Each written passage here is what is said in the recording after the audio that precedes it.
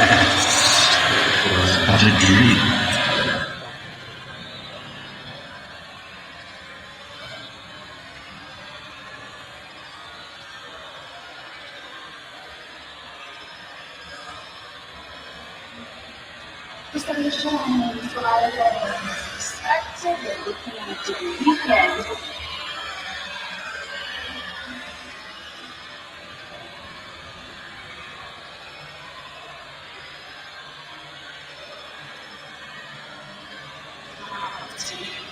Ladies and gentlemen, my name is Alex, and I'm your chief show attendant. On behalf of the two hosts and the rest of the crew, welcome aboard Weird Wednesday Flight number 13, non-stop, from your current location to parts unknown. Our flight will be of about 2 hours, and we'll be flying at the speed of sound. At this time, make sure your seat backs and tray tables are in their full upright position, and that your seatbelt is currently fastened. Enjoy the ride.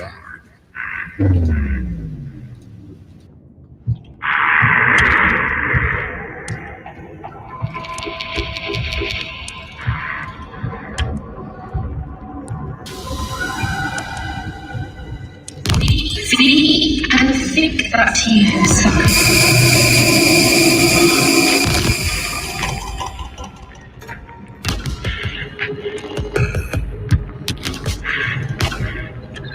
Card session that evening. Then Hassing.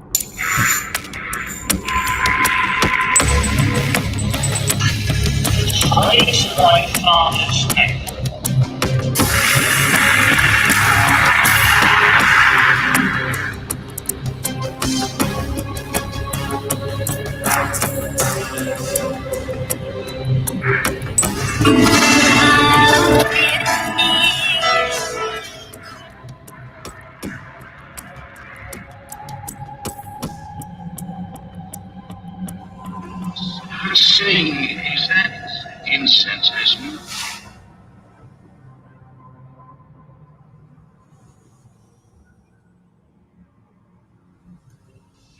What's up, everybody? How's it going? Welcome to Weird Wednesday once again. Little ghostage going on in the back here. How's it going, Jamie? It's going. It's going. Going crazy. Almost got the links out. A couple issues as usual. Oh, yeah. Yep, as usual. How's your week been going? It's been going pretty well. It's been hot. Yeah. A little no AC action out there. But had a nice barbecue on Monday. Nice. Yeah, I saw that barbecue plate. That was looking tasty. It was. Yeah. Yeah, I did a little outdoor band practice tonight. It was real windy here, so it was actually nice. It wasn't like a sweat box session. Well, that's a plus. Yeah.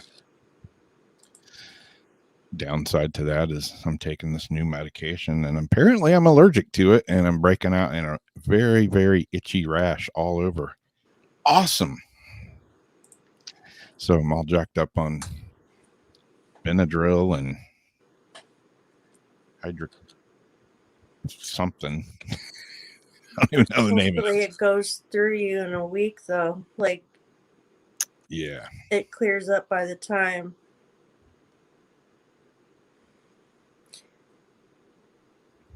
Yeah, I'm supposed to take another shot tomorrow of this stuff. I don't think I'm going to take it. I know. No. Yeah. The tops of my feet are all broken out. My wrists are broken out. My stomach's broken out. My back. It's awesome.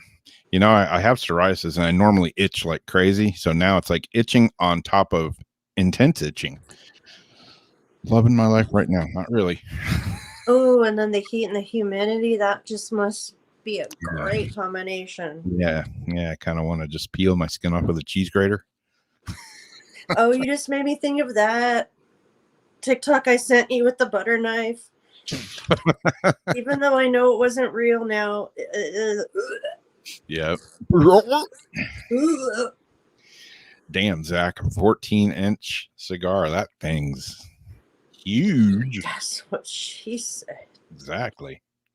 You know, there's a picture he had with one. I thought, could they really be that big? I mean, that thing, I was like, is that the angle? Or is that really how big that cigar is?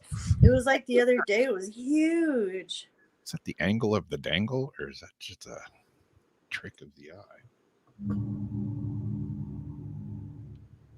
Did I say hi to Angela? Or Zariana? How's everybody in the chat room doing? Did you get your ring yet, Zariana? Should have been there by now, hopefully. But who knows with the slow mail in Florida. You know what? Can I just say something real fast? And everybody do what you want with your bodies and, you know, your vaccines and all that. But something that's kind of scaring me just to think about, there's a whole lot of high school kids lately that have, you know, gotten the shot. And there's like stuff happening to their chests and hearts and problems happening. And, you know, just because young kids and, you know, younger ones aren't really susceptible, just be careful with the kids, because I'm seeing a lot of kids right now having really bad side effects. Yeah. Oh, and I don't know which one it is. I'm just really look at it first. Has anybody that has the shot, have they tried that magnet trick? Because I really want to know. I want to know too. I haven't seen my brother yet, but when I do, next time I see him, I'm going to stick a magnet on. And I don't know which vaccine is supposed to like be magnetic, like which one they say. I think it's the Moderna or something, maybe. I'm okay. not sure. One of them. An oatmeal bath. Maybe that I'll at this point, I'm ready to try anything. If somebody said fill up the tub with pig shit and lay in it, I'd do it. If it would stop the itching. With my and did somebody say like the oatmeal or Aveeno? Yeah. Angela said try an oatmeal bath. Okay, because you know they do have like those Aveeno and oatmeal baths for like I have eczema, and I would almost make like a paste with it. Yeah. And that could be pretty soothing, but it sounds like what you have is pretty brutal right now. And whatever you put on, make sure it's like oil based, because like the creams don't stay good. It has to be like an ointment. Yeah. I was using this clobetasol for my psoriasis, and I was getting the kind that was in a can. It was like a foam, and my doctor just gave me a prescription of this liquid stuff, and it doesn't. It's just liquid. It doesn't have that kind of oily feel to it. So I don't know if I'm allergic to that or to this other stuff, that the injection, but whatever it is. Oh, is the rash in the spot where you're putting it? It's everywhere. Are you putting the stuff everywhere? Pretty much, yeah. Not on the top of my feet though, and that's both of my feet have all these tiny red itching dots on top of them that are driving me fucking insane.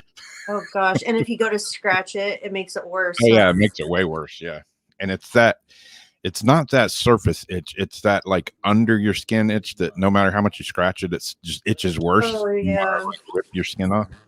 Yeah, you end up looking like a cheese hot dog. Yeah. Yeah. God, there was a trick that I would do. The doctor taught me for the eczema, when my fingers would like split and break, like I'd have big cuts, and she would tell me and it works for the itching. Like you turn on the water as hot as you can stand it, almost towards burning, and it'll kind of feel good. Yeah. And then as soon as it's burning to where you can't stand it anymore, either dump it into like a bucket of ice water or flash it to cold real fast, and then just then chill it. I've heard things against that kind of like in the past, but recently, but that did help me a lot. It would kind of stop that itch. Hmm. So Yeah, maybe try it in the shower. I got oatmeal in there. I could throw it in my Vitamix blender and turn it into powdered oatmeal. And try that, Angela. Yeah, and make a paste. Yeah, I'll look like, Oh, Because soaking in it won't be enough. yeah, I've tried Eucerin. I've tried everything. Currently, at the moment, I have what is this stuff? This is Do you have like a steroid cream? yeah, I have that, and I have anti-itch allergenic. That's not gonna cream. work. It's helped. I'm to the point of pouring gas on my feet and lighting them. Look at Rob, he's running down the street on fire. I went and give me a cold pop. I said, Yeah. "Oh Lord Jesus, there's a fire." That's like a misery that I do not miss. Yep. Yeah, I got aloe plants out in the yard, and I just whack a chunk off of those and get all slippery with aloe too. Nothing helps. Nothing's helped at all. I tried vinegar, and it did stop the itch, but it made my skin break out worse. But hell, at that point, I just want the freaking itch to stop. Yeah, I use the sun, the vitamin D in the sun. But Yep, that's the best thing. I just need to take my ass to the beach and and getting that salt water too. Yeah. Draw it out. Yep.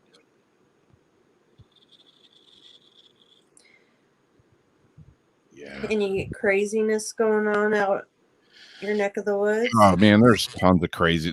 Our whole town's been a shit show the last 2 weeks. It's going nuts here. There's so much traffic. There's so many people in town. There's been shootings downtown. People getting killed. Like shootings everywhere. Is it because it's tourist time, or is it usually? No, it's just. I think everybody's just batshit crazy.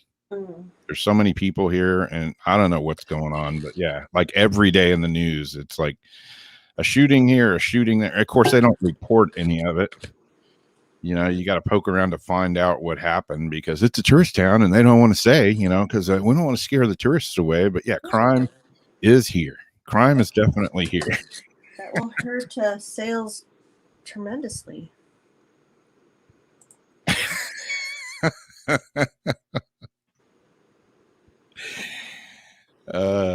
He set his pants on fire. Wow. Wait, what?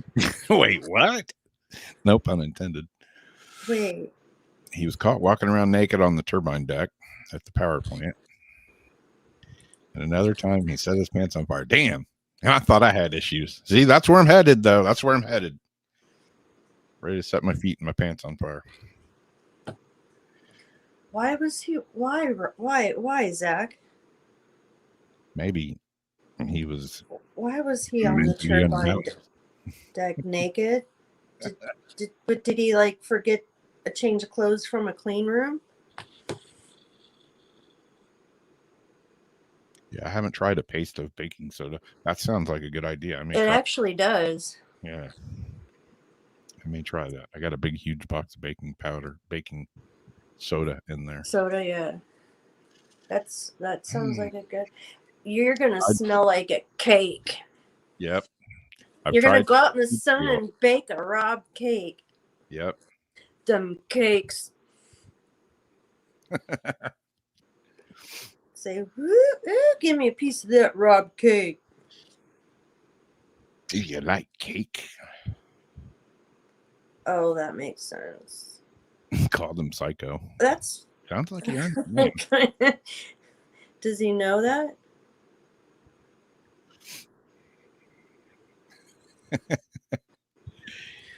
Oh, let's see. Well, yes, we did have the full moon eclipse and Mercury retrograde energy going. We may But seem this energy is what you make of it is the interesting thing. that's It's true. your attitude. It's supposed to be chaotic if you let it be chaotic. If you don't think it's going to be chaotic, it's not going to be chaotic. So it's going to be what you make of it. So whatever is happening around you, you got to look at yourself this time, not pointing at different things, because you created this one, this energy. Yep. Speaking of crazy in Florida, we did a story on this one a while back, and now she's back in the news. Florida woman discovered naked in the storm drain, rescued underground again. Yes, again. Speaking of mental issues, just saying, I'm not picking on her. A South Florida woman who went missing for several weeks before being discovered naked in a storm drain in Delray Beach has been rescued underground for a second time. News 6 partner WPLG TV reported, according to CBS 12 News, 43-year-old Lindsay Kennedy wandered off and was reported missing by local police a little over a week after she had checked herself into a rehab facility in Texas. Kennedy's best friend, Brandy Morgan, told the outlet that the Grand Prairie police spotted Kennedy near a creek. She slipped into a nearby storm drain when authorities approached her. This girl has a thing for storm drains, I'm telling you. Something weird going on there. However, thanks to a tracking app on Kennedy's cell phone, the family was able to ping her last location before entering the underground system where they began their search. During the search, her family and friends located nearby manholes as well as the storm drain, dropping bags of food and Gatorade to sustain her. On Saturday, May 29th, Kennedy climbed out of a 6-foot drain pipe and was transported to a nearby hospital under a psychiatric hold. This is the second time Kennedy has been reported missing and later discovered underground in a storm drain. She's a Ninja Turtle. Yeah, I think so. She's a underground dwelling Ninja Turtle. March 3rd, she was also reported missing by her boyfriend in Delray Beach, Florida. 3 weeks later, she was discovered naked in a storm drain in Delray Beach. 3 weeks? I guess that's what it says. I don't remember it being that long, but damn, 3 weeks underground. No wonder they were dropping bottles of Gatorade and bags of food to her, because they were like, shit, she might be in there for a month. Who knows? They're like trying to coax her out like the guy on the thing. Leaving her some breadcrumbs, trying to get her close to the door, throw a trap over. What is it with storm drains, man? I wouldn't like. I'm too claustrophobic and ew. Yeah, I wouldn't be totally down with just going and hanging out in a subterranean storm drain for weeks at a time.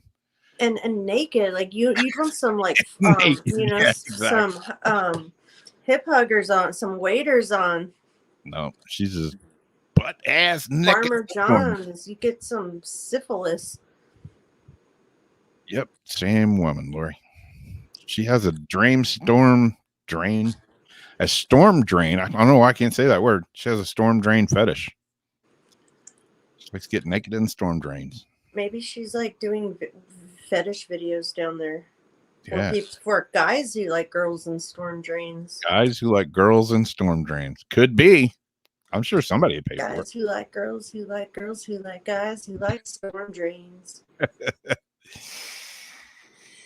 Very strange. On the other side of the pond, human remains have been found near Prince Harry and Meghan Markle's 11 million, I guess that's pound mansion. Why am I so bad with their currency? I don't know. It weighs a lot. Human remains have been found near Prince Harry and wife Meghan's 11 million pound. Look at Harry. He's like, see, the remains are right over there. And see, there's the head. Like, hey, more remains.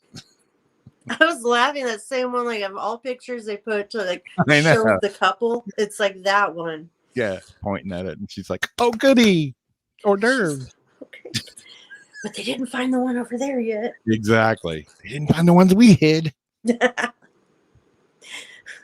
So, yeah, workers who were doing landscaping found bones on an estate on Riven Rock Road in Montecito, just yards from the plush home. It's not clear who the estate It's not clear who the estate where the work was taking place belongs to, but workers immediately stopped their landscaping and called police to investigate the discovery. The remains are said to be an incomplete skeleton and could belong to a Native American who lived in the area centuries ago, but their exact age would be established by a forensic anthropologist called in by police. Work stopped right away on the property. The cops were called in. It's quite a lot of drama for a place like Montecito. Santa Barbara officials confirmed the discovery was not connected with the Duke and Duchess, the paper added. They moved into their... Oh, and then it just talks about living in their mansion and all that. But yeah. Hey, see, even the Duke and Duchess got dead people in their yard. I'm sure they've got a lot of skeletons in their Yeah. closet, graveyard. And in those royal closets. Yeah, I don't just got a skeleton in my closet. I got graveyard. Oh, man. Where am I going next? I don't even know. Let's see. Oh, here's some more Florida news. Man, I got to figure this share screen out. I got to get something better. This is just entirely too long. $1.4 million worth of cocaine washes ashore in the Florida Keys. I have a friend that found 100 pounds of cocaine in a duffel bag one time. He turned it in to a lot of cash. And then he went to jail for a long time. Monroe County, Florida. A whopping 23 bricks of cocaine washed ashore in the Florida Keys. The U.S. Border Patrol confirmed in a tweet Wednesday. See, how come when like the U.S. Border Patrol tweets about finding cocaine and everybody tweets about it, it's like no big deal, but they gave Trump so much shit for tweeting, you know? But everybody else can tweet. I guess he set the trend. Now it's cool to tweet. According to the Post, Border Patrol agents seized 63 pounds of cocaine, which are valued at more than $1.4 million. Authority said an employee at the state park spotted the large package that the drugs were in on the beach and notified the Monroe County Sheriff's Office, which then notified Border Patrol. Deputy said they were in the area of 1050 Enterprise Osteen Road working for the girl and boy who...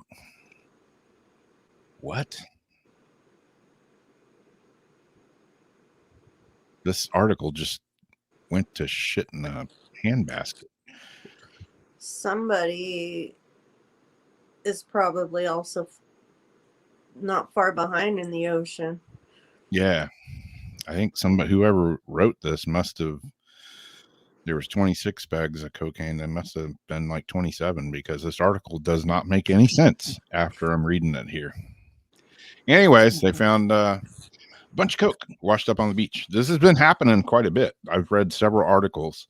And so if you see any suspicious packages on the beach and they have a red horse on them, pretty much it's a brick of cocaine. Somebody died for that. Yeah. Yeah. That's a bunch of coke to just, who knows? The seas haven't been that rough. So, you'll hear all this shit capsizing. I mean, yeah, sometimes, the seas are rough and, boats capsize or whatever. But I don't know. Maybe somebody panicked and just like chucked it. That's a lot of coke to chuck over the side. I'm trying to think, and now I don't know if I'm getting this mixed up with a dream. I like because sleeping with the ID channel on. Didn't like. Was that real or was that a dream? I feel like there was like just recently some coke or something that washed up, and like someone got in trouble for actually like snorting some of it, or like was like making a joke and snorted some of it, and then got in trouble. Maybe that could have been part of a dream. Yeah. Has anybody watched Queen of the South on Netflix? No, Yeah. I want to see the Meth Queen one though. That's on that Discovery Plus. Yeah. Watch Queen of the South. It's all, it's all about this. That's Netflix. Yeah. I got sucked into it and watched like episode or season 1, season 2, season 3, season 4. Now I'm waiting for the next one to come out. The Meth Queen one on the Stream Plus, whatever the crap I'm not buying, looks pretty funny. She's like, we had the DEA, the blah blah blah, wait for ACDC. Like, she seems like a heck of a cool lady for being like the queen of meth. Yeah, now I got sucked into watching Shameless. I don't know that one. We started watching the Haunted whatever on Netflix, Yeah, but I started watching that. I got pissed off because of it not them saying it's true stories, and they're not true stories. Yeah. But it's entertainment. If you just look at it as entertainment, But yeah, they each start out, this is based on a true story. Yeah. They should start it out with, this is loosely based on a true story. Like, maybe there was a kid named Sally who skipped a rope across the porch, that much was true. So, we can say this was a true story. Yeah. Okay. So I don't know if anybody's familiar with, having kittens and things like that. And, at the beginning, they don't potty on their own. The moms actually have to lick their anus to stimulate their butts so they can potty. Well, the Huffington Post has a poll up to see, and if you want to take part in the poll, you can go to the Huffington Post and look up Zookeeper licks monkey's butt to help it poop in China poll. Oh, hell no. So they want to know, did this really happen? Wouldn't happen on my watch.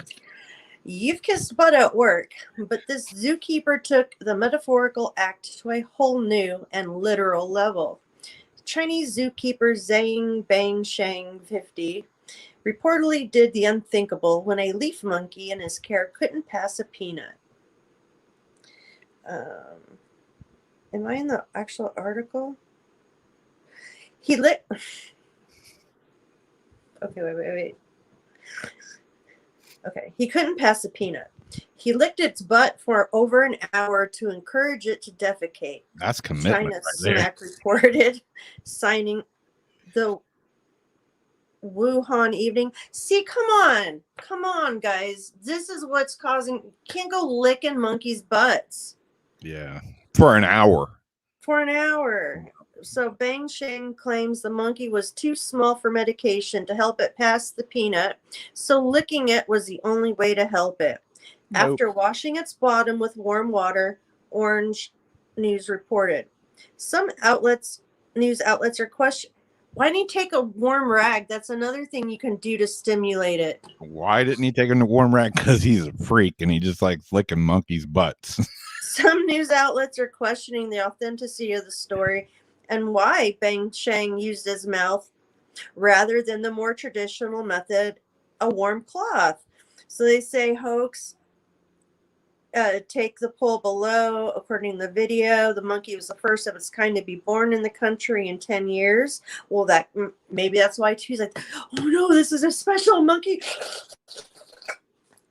Nope. He just wanted to lick its butt. Yeah. He finally found. So how many monkeys' butts has he licked before? He's like, hey, I can get away with this one. Yeah. No. So do you guys think it's real or do you think it's made up? Seeing the way the world is today, it's probably real. I'm voting on real. I mean, you see them stuff that, they eat on purpose. Yeah. Yeah, they eat some strange. The monkey's ass is probably the cleanest of it all. Yeah. Yeah, I'm going to take a hard pass on licking monkey ass. Hard pass on licking monkey ass. Yeah, none for me today. Thank you. He's made a song. Yep. What else is he doing that he's not talking about, Exactly.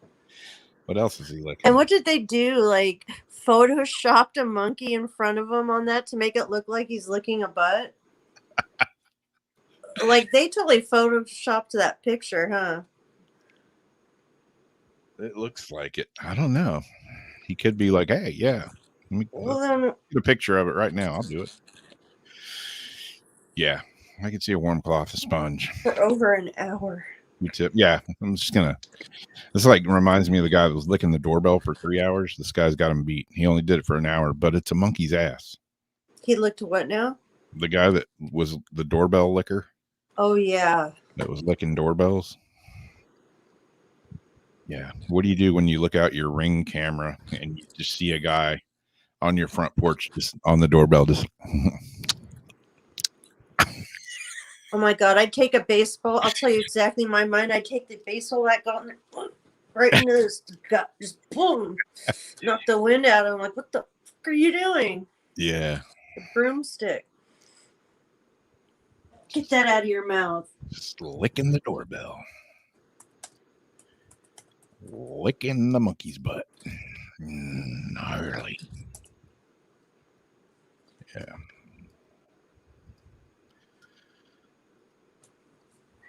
I mean, I used to think it was weird. At first, I was raising animals, and at first I was like, how come I don't see any kitten shit anywhere? I didn't understand the process at the time. Yeah.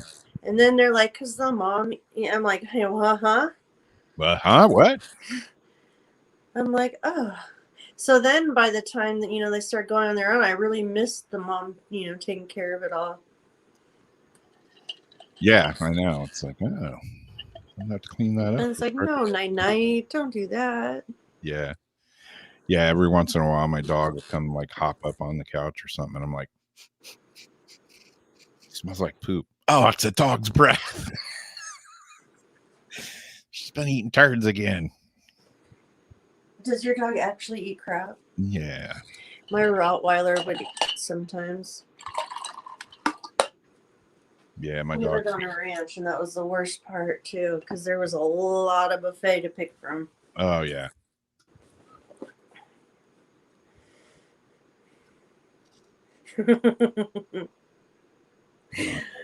Gnarliness. Man, my computer is just like.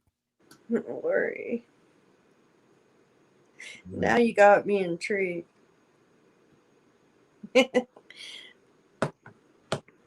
Okay, so he's getting to it. His computer's wonky. Looks like we got a hangry alligator. Hungry. Chases customers through Florida. Oh no. Yeah, my can't open my notes now. That's awesome.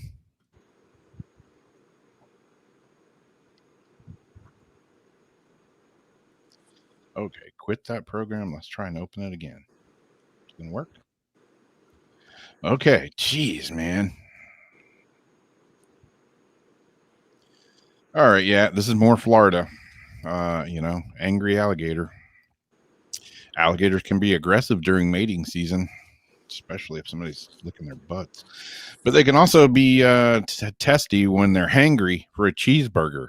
Customers at a Florida Wendy's got more than what they ordered when they were chased through the parking lot by a 6-foot alligator. Welcome to Florida. Now get the hell out. We're going to stick the alligators on you, right? Lee County Sheriff deputies said deputies were called to a Wendy's on Lee Boulevard Tuesday after they say an alligator chased pedestrians through the parking lot. Deputies and the Florida Fish and Wildlife Conservation Commission officers were able to wrangle the gator and relocate it. Yeah, relocate it. My ass is on. There's going to be some fried alligator somewhere happening. No word from officials if the alligator was upset his order was taking too long at the drive-thru. Oh my God! Only in Florida, though. That's what we have here. Hangry alligators. Did they have a new menu item, like a chicken sandwich that he really wanted to try? Yeah, maybe so.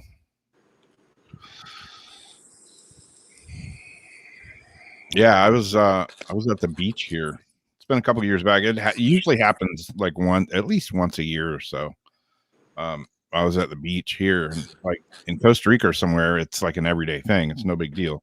But here, you know, you're just hanging out on the beach, and next thing you know, you look, and it's like, what the hell? And there's an alligator just walking down the beach, just like taking a stroll down the beach.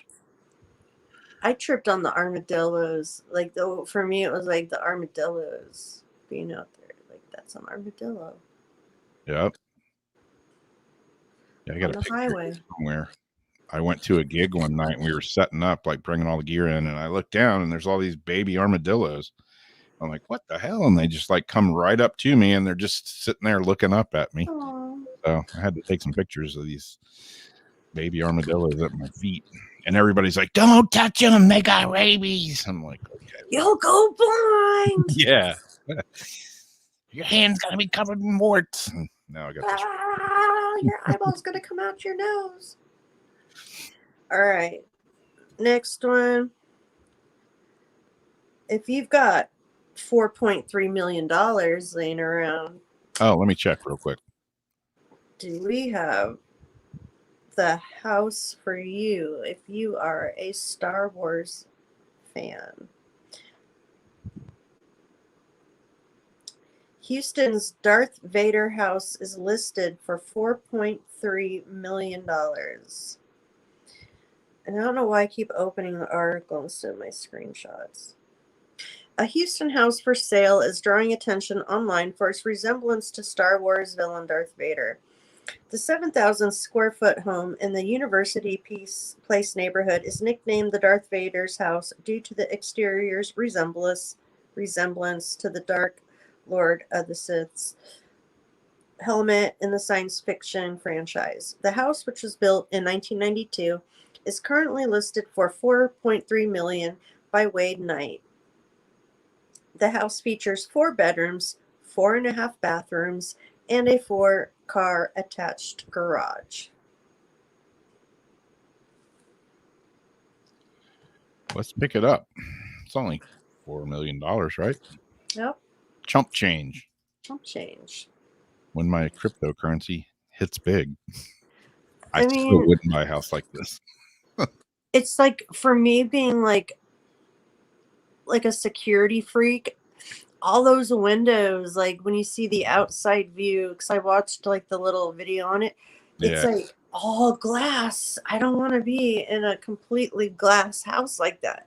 Yeah. But it's pretty. It'd be fun to like have a party in. Yeah. Dress up like Darth Vader. Nobody got drunk and fell out the window. Yeah. Just walk around. I am your father. I am a millionaire. Oh, that's very cool, D. Yeah. When my cryptocurrency comes in and I find that 26 pounds of cocaine on the beach.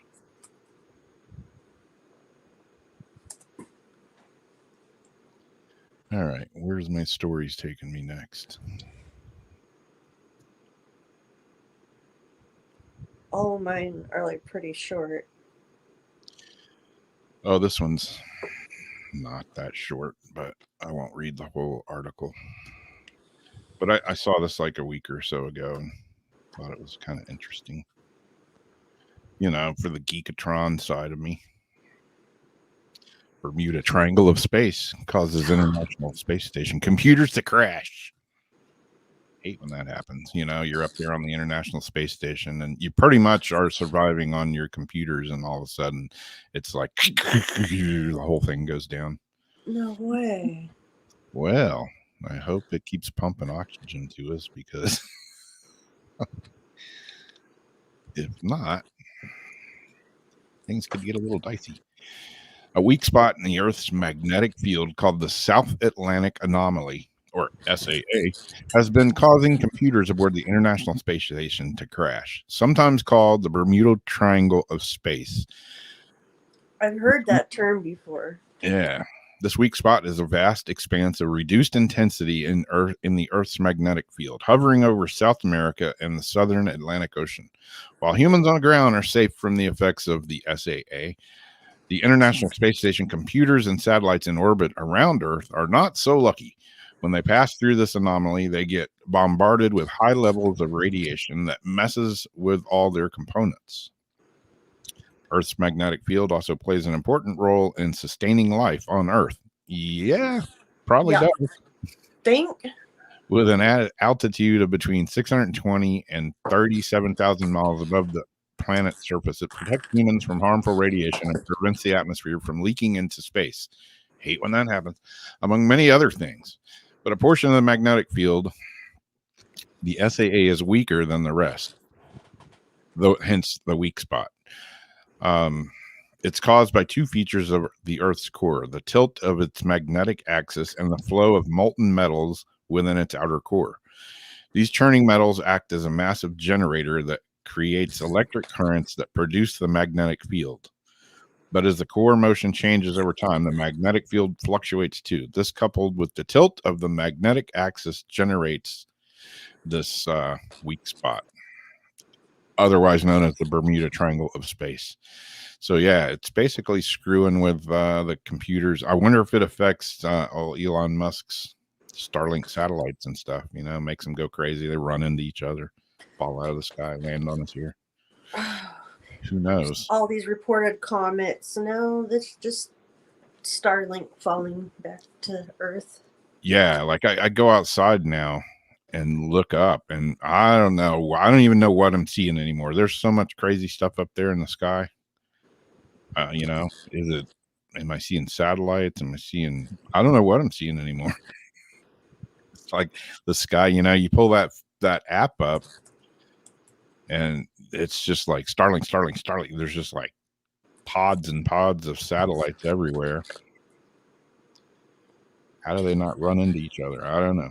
Well, because they're like, if you click each of those, like if you click each satellite, it'll give you the orbit for each one, but it's still like, and now there's apps too that'll tell you, put in like your location and it'll tell you like the next, like Starlink, 1511 will be passing by at 8:05 p.m.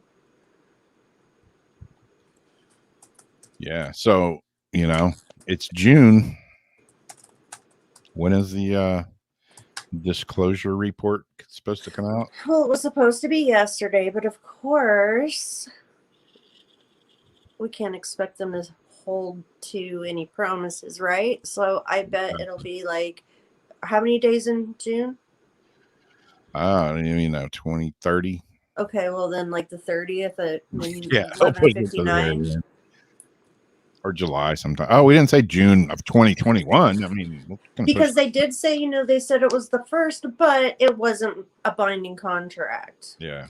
From the article I read earlier. Yeah, I don't know. Maybe they'll tell us something, but I'm not holding my breath on that one. Because I was looking up updates for that today.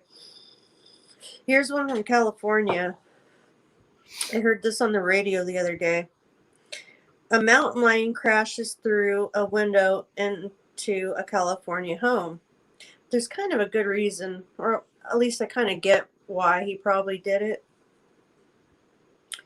Authorities in Northern California said a mountain lion broke through a window and entered a home after apparently confusing some taxidermy heads for live prey. The San Bruno Police Department said the cougar broke through a window of the home about 12:20 a.m. Tuesday. It is believed that the mountain lion entered the residence because of several large game taxidermy trophy heads mounted on the interior walls of the residence. The homeowner scared the animal and it left through the same window. There were no injuries reported. While mountain lion sightings are fairly common throughout Northern California, they're extremely common. This type of incident is out of the ordinary, police said. The department said mountain lions are typically not dangerous to the public and will avoid interactions with humans. Well, they were definitely hungry. Yeah. They're like, hey, it's all these animals in here. They must have something good. But yeah, and all these Ring doorbells you see at night, we see him coming around. Like I almost got a good one. Me running through the park for the fox the other night, chasing the fox. It was like 2 a.m.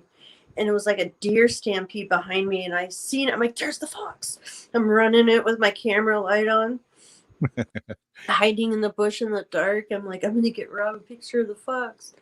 But, you know, there's stuff eating people's dog bowls, this and that. You'll see a lot of cougars on the back porch drinking, you know, water. But they're drinking water and they look up and they're like, what? I'm like, oh shit. You see like an African safari, you know, on the wall. It's like a buffet. Yeah. Yeah, Zarian, I did see that video. That was what's his name? Omar Hassan's mom, professional skateboarder. I think that was his mom, supposedly. Like, hey, she ain't afraid of no bear. She ain't scared of no bear. Golly. Well, the Benadryl's got me jacked up. I can't even talk. Yeah, that was pretty funny video. She just ran out there and shoved the bear off the fence. Oh, the one that the girl that was going to get the dog or something. Yeah. I just seen that today. Yeah, she pushed it off the fence. He hopped back up like, yo, bitch, you coming at me? Grabbed her like dog. to save her dog. Yep. Yeah, that bear looked a little feisty. That bear was huge.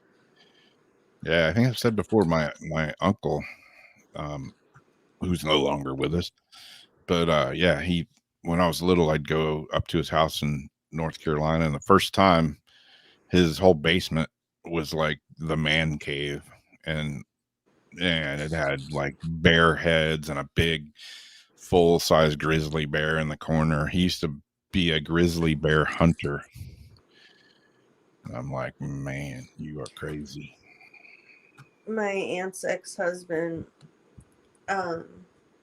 he was a hunter. And I remember like in the TV room, like he had some cheetahs and, you know, all sorts of wildcats that didn't think about when I was a kid. Now I would not have sat and pat them like I did, but there was like Yeah. a leopard like right over the couch as you're watching, you know, and I would sit there and pet it and I was all intrigued by it. But now I think about it and it's like, that is just morbidly disgusting.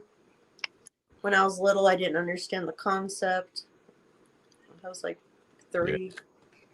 Yeah, I mean, it is kind of cool to see something like that up close, you know. Yeah, like I'd touch the nose, you know, look at the teeth and the gums and the nose, but the eyeballs always bugged me because I'd like. Yeah. Tink, tink, tink. Yeah. Yeah.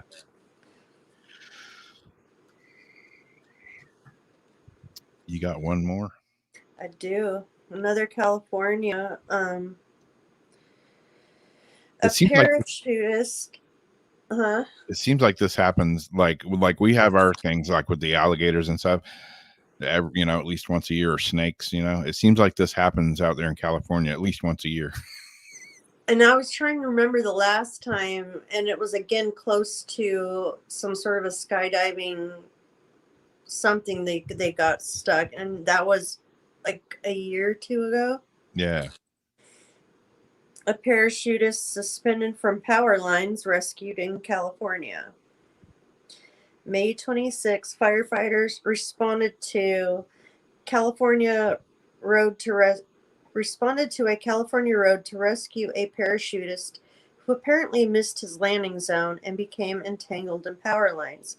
The Riverside County Fire Department, that's not too far from here, said crews were summoned about 11:10 a.m. Monday to an intersection in it's cut off, where a man's parachute was stuck on a power line, leaving him suspended about 30 feet off the ground. A utility crew from Southern California, Edison, was summoned to the scene to shut off the power to the lines and help the man return to solid ground with a bucket truck.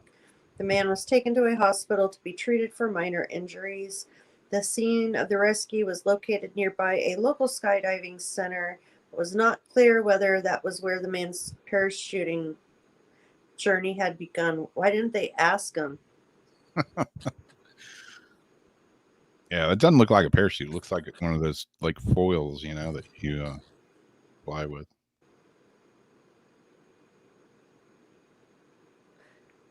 Well, it's got like the little chute and the big. I mean, it's got that first open chute. It looks like, and then the big. I Yeah. have no idea, but yeah, it does happen out here a lot. Yeah, we got a skydiving place here. I got some friends that are like hardcore skydivers now. They've gone like full tilt boogie in the skydiving, and they're really good at it. You know, I wanted to do it at one time, but I was like, yeah, no.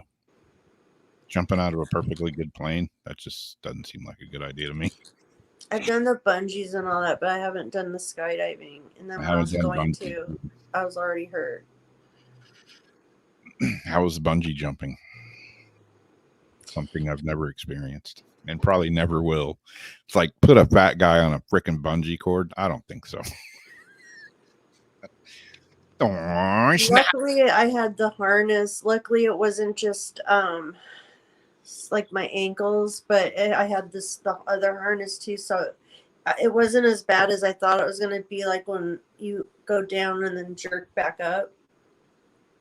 Yeah. It's just like if you're on a roller coaster. Like, have you been on like the edge at or a amusement park? Like when they have just like the straight drops.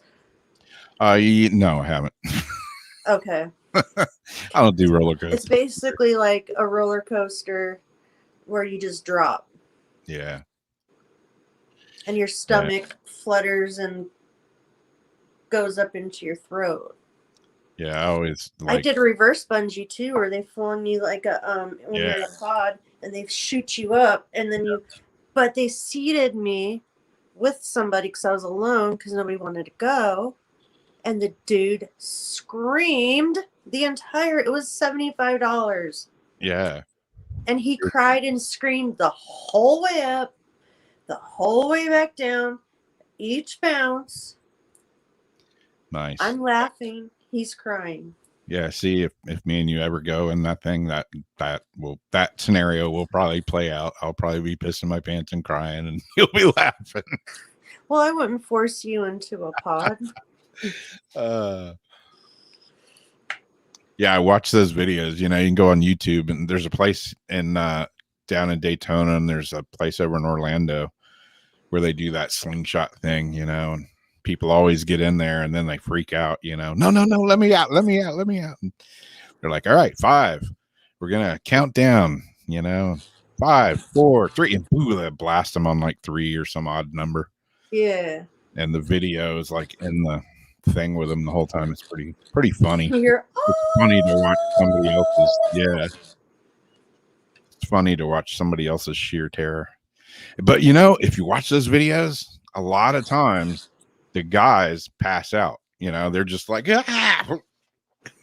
And they pass out, and they come to, and they pass out again. Guys pass almost out like with the 0 G's when they're in the jets and you see them in the back and they're like, yeah. Yeah, it seems like guys pass out easier than girls for some reason. Girls may be screaming that's their ass interesting. off, but yeah. I never really thought of it. It's true because you usually do see like the girls laughing, and it's all in. I'm not saying all guys, but when there is, it does seem like it's the guys that will be really quiet or be the ones to keep coming to. Yeah. My dad he didn't like, I mean, he was, a Harley motorcycle rider, road biker groups, this and that. Yep. He didn't like the whole dropping stuff. And I liked the ones where it's like you go straight up and then it goes, you see the thing go, you look down and it goes, boom, straight down. He hated it. Yeah. But he did it. And I never knew how much he really hated it until I started getting older. And he would tell me like all those times, he goes, I hated it. I had to psych myself up. But he went on every roller coaster. He went on any one of those crazy things I wanted to go on as a kid. He went with me. Wow. Yeah, I had a bad experience on the octopus when I was a little kid. My girlfriend across the street, me and her went to the little town fair, and she was like, "Come on the octopus with me," and I was like, "Okay." And I got Oh, that's got the yeah, spinnies on the ends, huh? I was a screaming bitch the whole ride. You what? I was a screaming bitch the whole ride.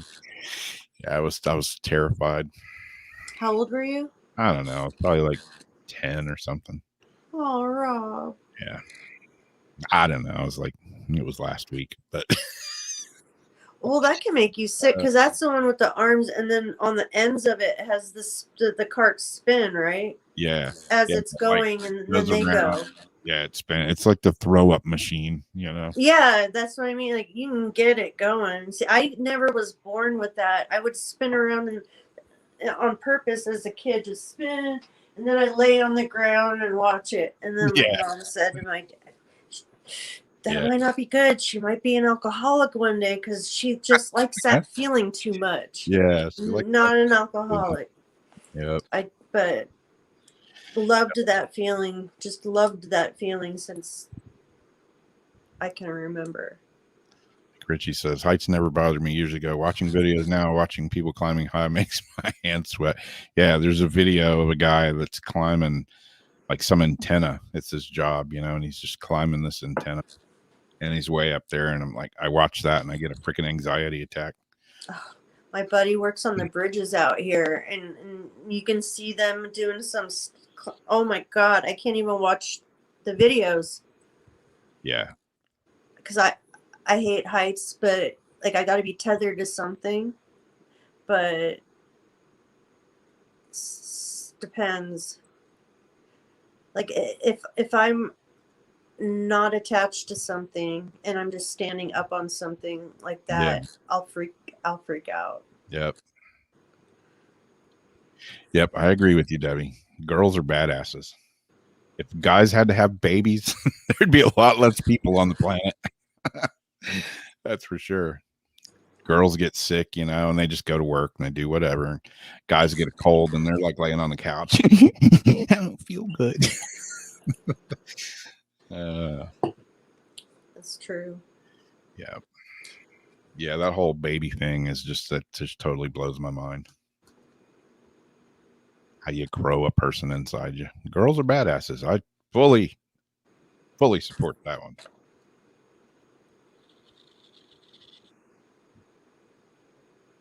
I don't know why this is making me sign in as Weird Wednesday on here. I mean, like, why? Oh, now I'm commenting as me. Yeah, I like years ago, I was really like scared shitless of heights. Nowadays, I still don't like it. I'm not like when I was working construction, I told him from the get-go, day one, I'm like, I'm not a roof guy. Throw me under the house, I'll crawl under there with spiders and snakes and whatever. A pit full of shit, I'll crawl through it. I'm not a roof guy.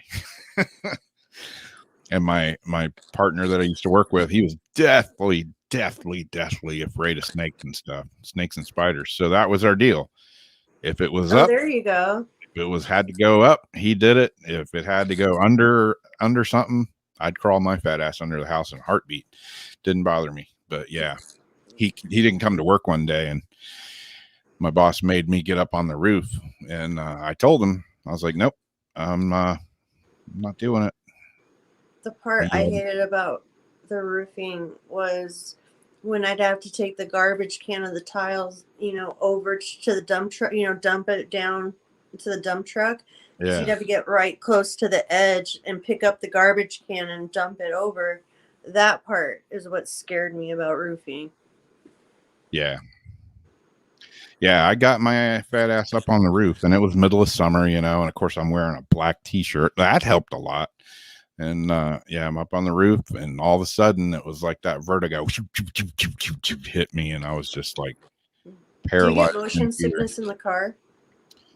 I used to, like, especially if I went up in the mountains or something. I remember being a little kid, and my mom and my aunt were driving. I was at the same aunt and uncle's house that had the den of doom with all the dead animals in it.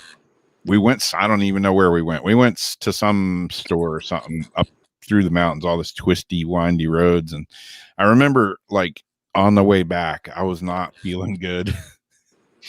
And we pulled up in the driveway and it was like countdown to barf. I opened the door and just puked all over my aunt's flower bed. She was like, "What the?" Like, hey, sorry. Told you I wasn't feeling good. You didn't believe me, did you? The other thing I didn't like was like rock climbing when it's slippery slate. And when my ex-husband and I used to go, and I tell you about the bridges, like, we get across the bridge, I'd be happy. But then I'd think the whole time, like, shit, we still got to go across the swing bridge. Well, he would have us, like, he was like a gazelle up there, too. And this MMA fighter, center tackle football player, like, huge.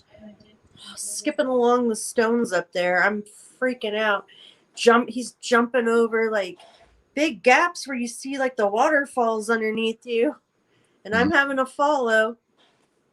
Scare the shit out of me, man. And then again, get to where we go, and all I could think about is, oh God, we got to go back that way. Like, Yeah. we got to go back again. Yep. Yeah, I mentioned it like a week or two ago, when I was in Costa Rica and we went across one of the suspension bridges. And like halfway through it, I was like, oh, hell no, we ain't coming back this way. Yeah, that's the only way to get back. I'm like, well, I'm staying on that side. I ain't coming back across this. I'll just be here forever.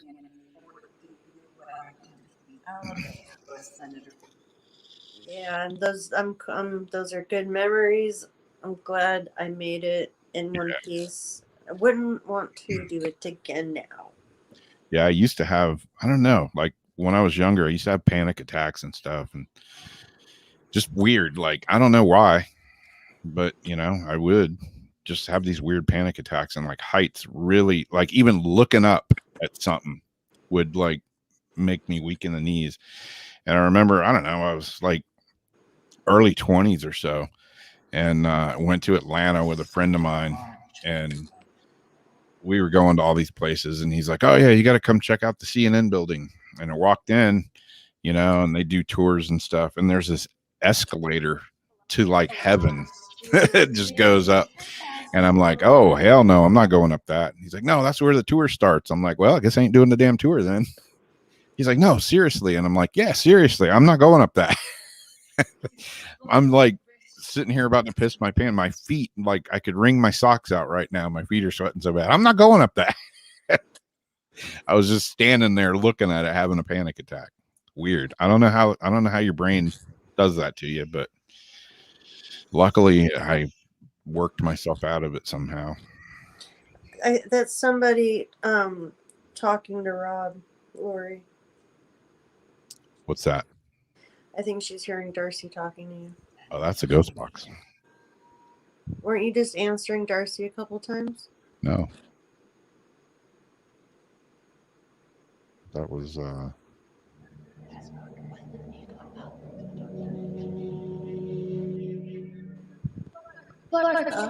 there you go. Yeah, we got the new miracle box here.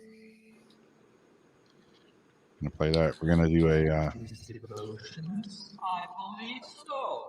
I believe so. What are we gonna do next, spirits? Do you know?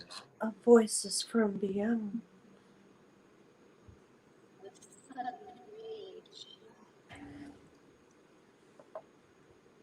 Do the spirits know what we're gonna talk about in the cold case we're gonna do here in a minute?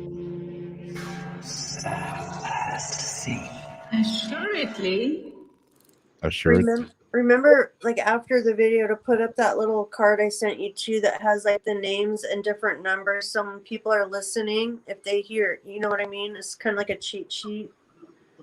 Aha, where is that? Where did you send me that? Da, da, da, da. Da, da, da. 100 meetings took place. Sending it again. 100 meetings took place. And then there's some cool information and stuff, like extra information that I put a link to yesterday on the post on my profile. If anybody was interested in researching it ahead of time. Okay, I did get this. Do what? I got it. Get it, got it. Get it, got it. Gotta get it, gotta get it, gotta get. Get it, gotta get it, gotta get it, got. All right, cool. I'll yeah, Voices from Beyond. We're gonna do a little cold case file here, and let me turn this box off. Should I run this box or should I run this Spiritus? Do that. Wait, we have two different ones. Okay, I'll leave this one going then. Yeah.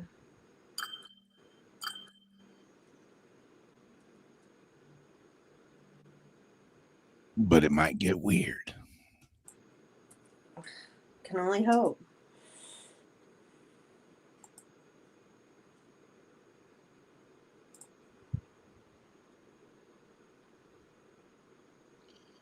All right, Jamie put this little video together, and I will play it now.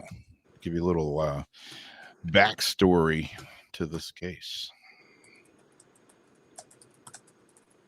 Murder in Cabin 28. Why detectives say they are closer than ever to solving the Ketty murders. It's been 40 years since the most horrific crime in Plumas County history, the Ketty murders. In Ketty, California, it's been 40 years since what is known as the Ketty murders took place in rural Plumas County. It's a case that involves a triple slaying and a missing child whose remains were later found. The case remains cold. This thing was planned to a certain degree, said former Plumas County Sheriff. On the side of State Route 70, on the way to Quincy, a rickety wooden building with boarded up windows stands. It is labeled Ketty Resort. It's a marker for people driving this route daily and also a marker in the community. The horror that happened at the Ketty Resort in Cabin 28 on April 11, 1981. Sheila Sharp, 14, spent the night next door to her home in Cabin 28 with a friend for a sleepover. She came home to change clothes for church, where she discovered 3 bodies inside covered in blood. She would later learn the victims were her mother, Glenna Sue Sharp, her brother, John Sharp, and her brother's friend, Dana Wingate. Not only did Sheila Sharp make a traumatizing and gruesome discovery, but she also discovered her other siblings, Greg and Ricky, and their friend Justin Smart, were unharmed in a spare bedroom.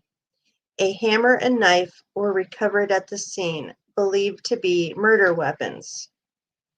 Investigators later determined someone was missing from the home, Sheila's 12-year-old sister, Tina Sharp. It was believed she was abducted. Articles were written in the Feather River Bulletin newspaper, but Tina was not found. Investigators told ABC 10, Tina is central to this case. You kill 3 people in a cabin and you leave the remains there to be discovered. I think Tina was absolutely central to why this happened. I think there was something about Tina that could not be left there to be discovered. It's my strong sense that there's something about Tina that did not allow for her to be left there, said former Plumas County Sheriff Greg Hagwood. Meanwhile, sketches of possible suspects were released to the public based on Justin Smart's recollections of that deadly night. Smart was found in the spare bedroom and gave conflicting stories, saying both that he witnessed the murders and was dreaming. Then on April 22nd, 1984, a little more than 3 years after the murders, somebody collecting bottles in the woods in rural Butte County, about 100 miles from Keddie, found human remains. The remains belonged to Tina Sharp. Shortly after news broke of the discovery, a mysterious phone call came into the Butte County Sheriff's Office. I was watching the news and they were talking about the girl found at Feather Falls. I was just wondering if you thought of the murder up in Keddie in Plymouth County a couple years ago where a 12-year-old girl was never found, the unidentified caller said. Whoever made the call knew something specific about what happened. This call wasn't investigated initially as it was left in evidence for Detective Mike Gamberg to find. We found evidence that was never brought forward by the officers and Department of Justice, Detective Gamberg said about his frustration with the early investigation of the case. Spanning the investigation, investigators named two primary suspects, Martin Smart, a neighbor to the Sharps, and his friend John Boubidet. Martin Smart initially told investigators he was missing a hammer.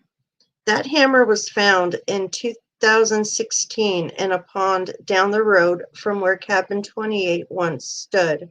Investigators believe it was intentionally placed there.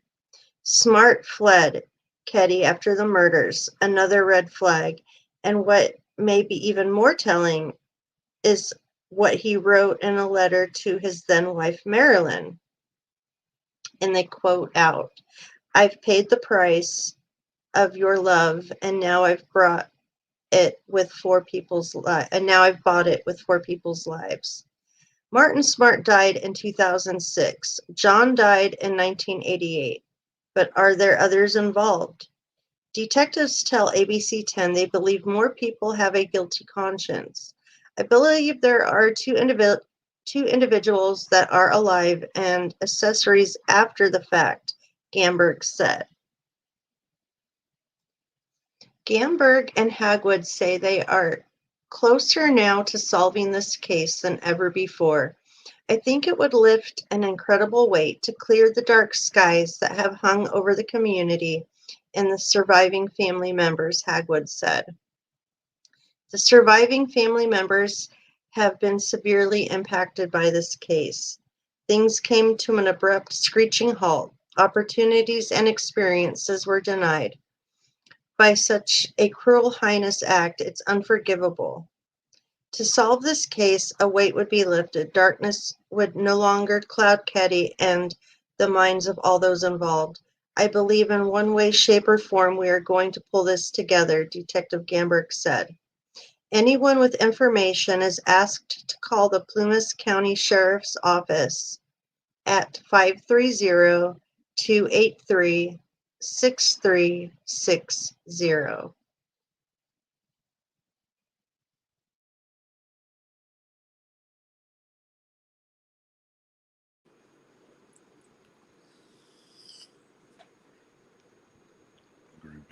So I put a couple links there in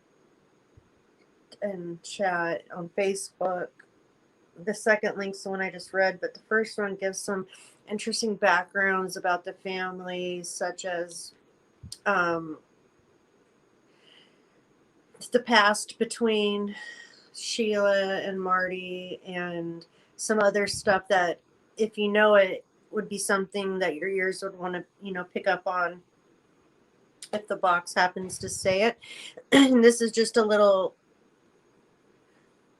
rundown of it. It gives some names, some ages, things like that. So if you hear any of that come through the box, it's just something to help match information. The 40-year anniversary was in April, and because of that phone call and the police getting closer to finding out the answers to all this, I thought it makes for a good experiment, because as they give more information out, then we can go back and review what came out of the box compared to, new information. And that's something that I've had really good luck with in the past. And that's why I like to do ones that will be touched on again soon. Yeah. I've got Spirit is here. I don't have my headphones yet, so is that good?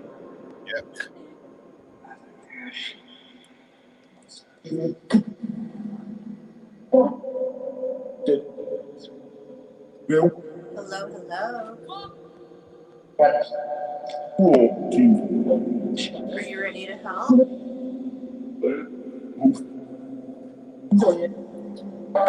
Can anybody tell us who was responsible for the Ketty murders? Do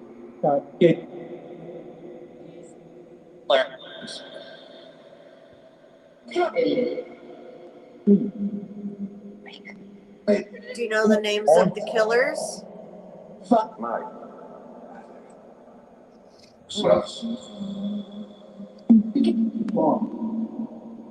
How many people were involved in the murders? 4? Yeah.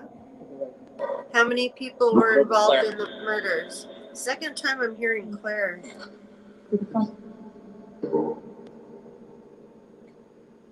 Do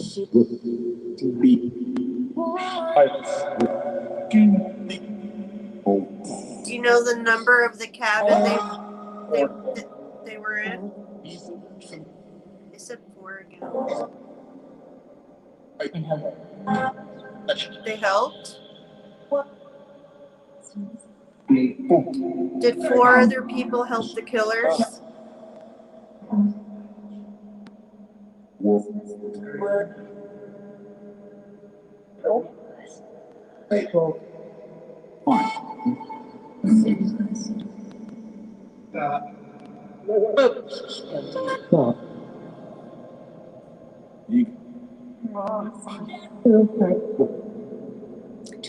Do more than the killers have information to the crimes?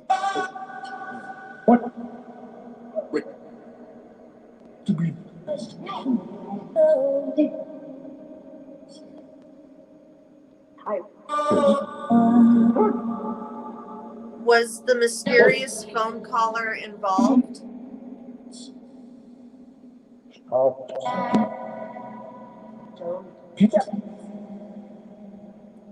Did the phone caller have a part?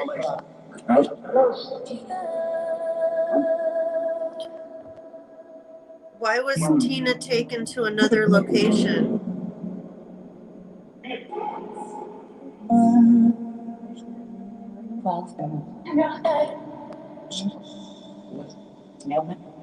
How come she was taken somewhere else?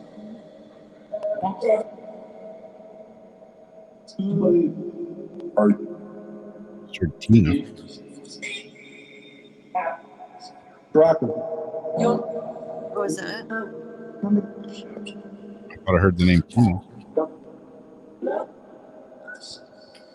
Is there evidence being overlooked that can help solve the mystery? What is that?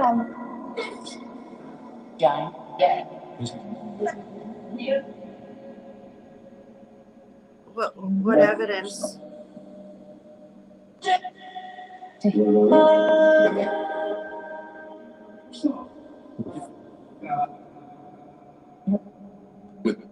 What was the motive of the murders? Do you know?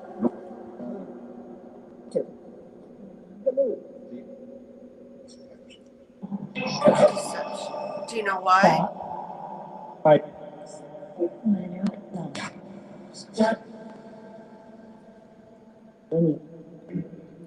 Are all the responsible parties dead?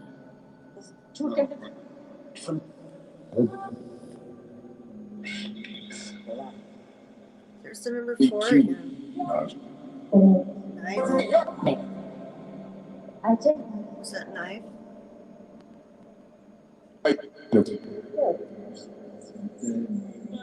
Is there anyone with first-hand knowledge still living? First-hand knowledge of the crime still living?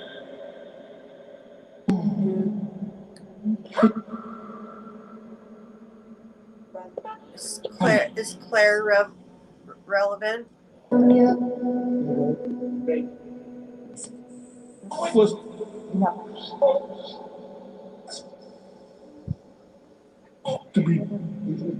How many living suspects are still out there?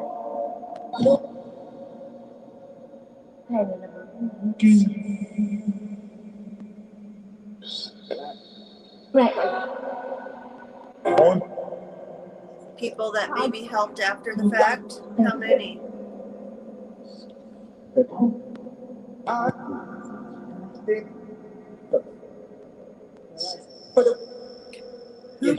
Who can help solve the mystery?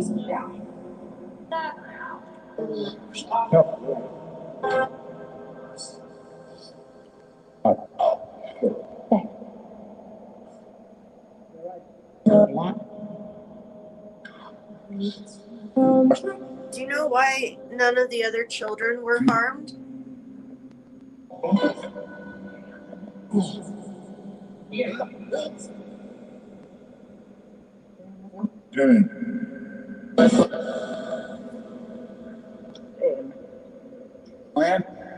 Did the counseling have anything to do with Marty getting triggered?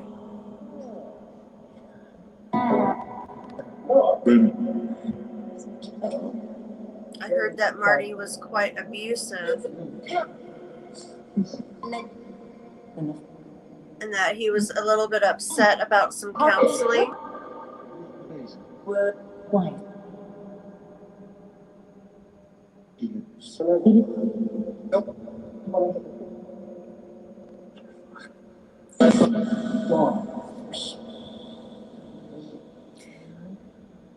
Was there a law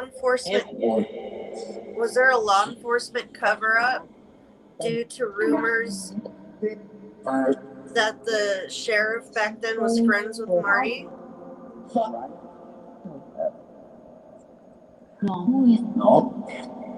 Did the police maybe help cover it up?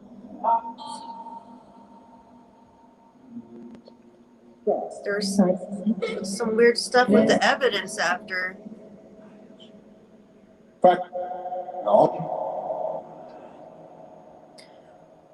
What did that last line in the letter to Marilyn mean?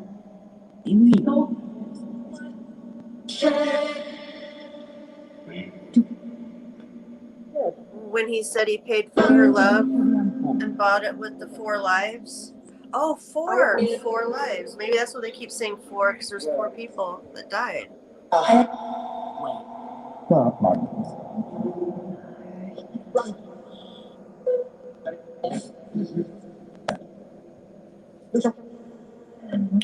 How did the caller know that the skull would be Tina's?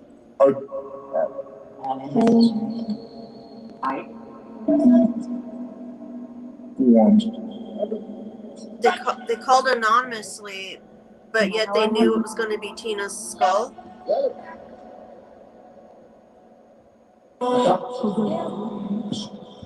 Were they involved?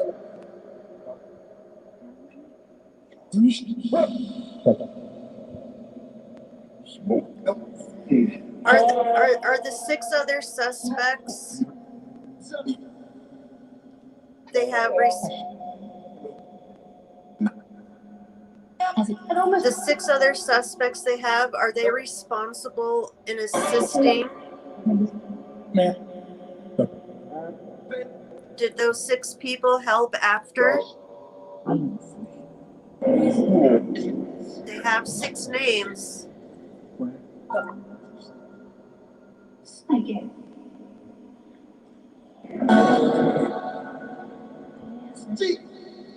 Was the significance, or what was the significance of Tina in the crime?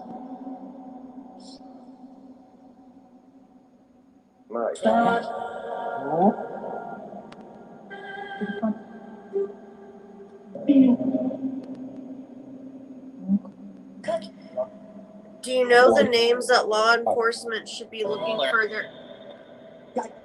further into?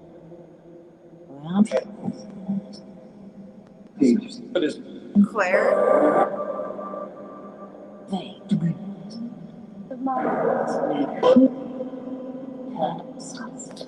And last question, guys. Last question. Are there any messages or clues that can help investigators solve the mystery? One good clue that can help.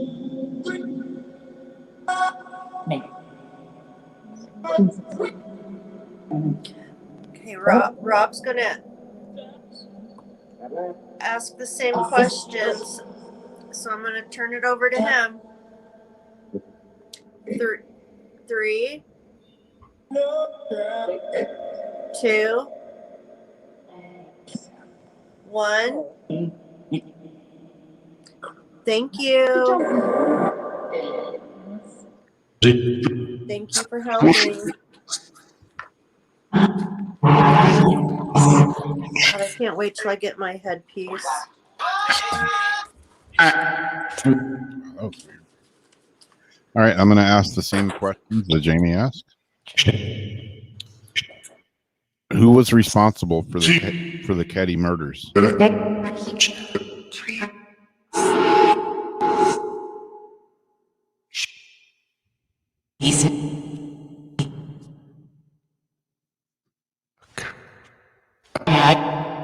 How many people were involved? How many people were involved in the murders? Much even. I'm just pretty.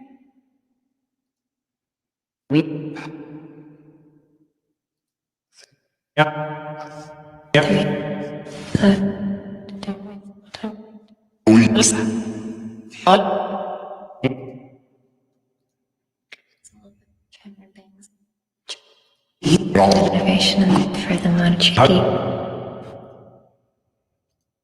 10. Do more than the killers have information on the crime? But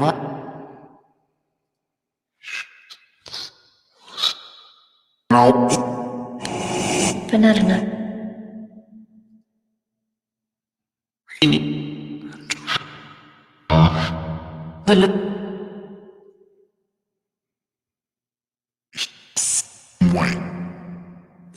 What or who is the mysterious phone caller involved?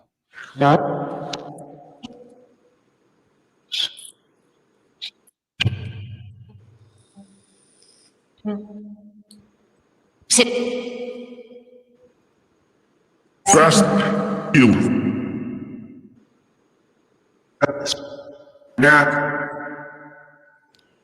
Why was Tina taken to another location?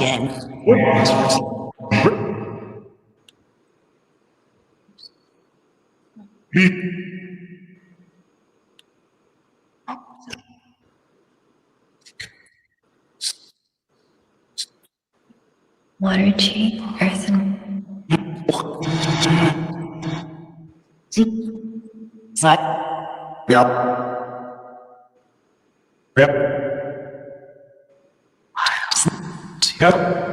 Is there any evidence being overlooked that could help solve this mystery? it's a bit.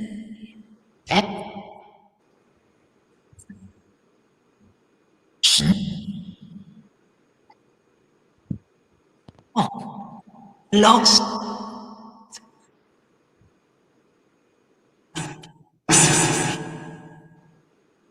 Can you tell us what was the motive behind these murders?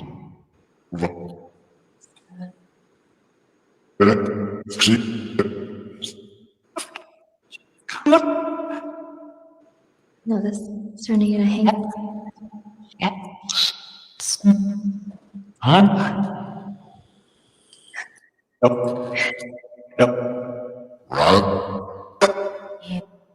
Only.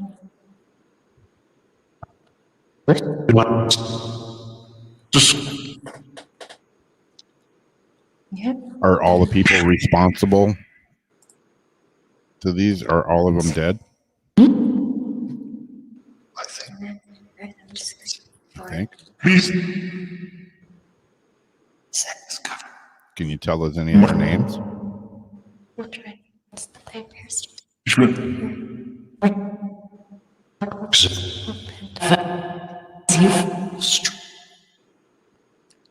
Yep. I heard Mike a couple times on mine, hearing Michael on yours.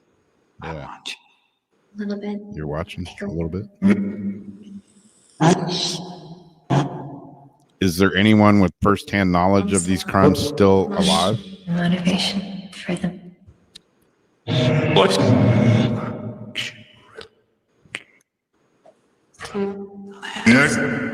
It's dry.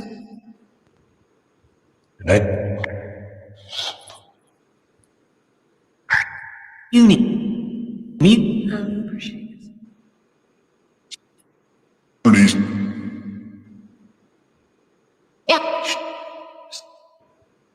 From right. Try. Exempt. Hello.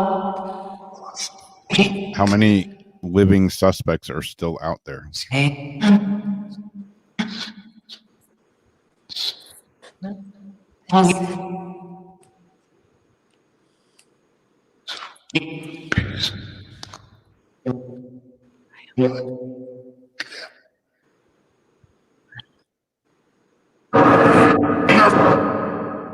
Who can help solve this mystery? Already I have. Is there any poster?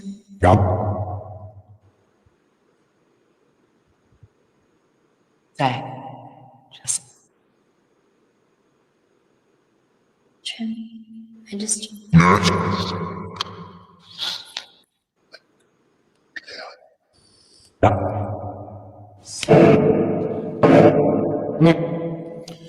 How come the other children were left unharmed?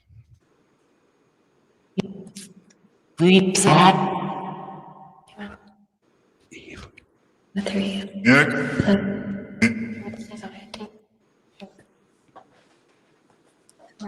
More time. Let's Choose.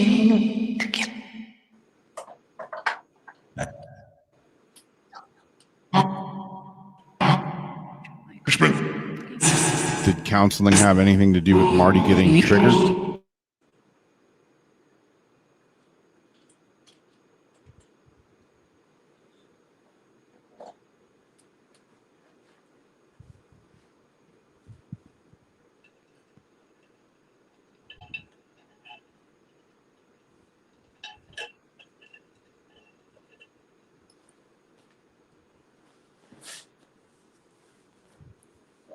Did it shut off?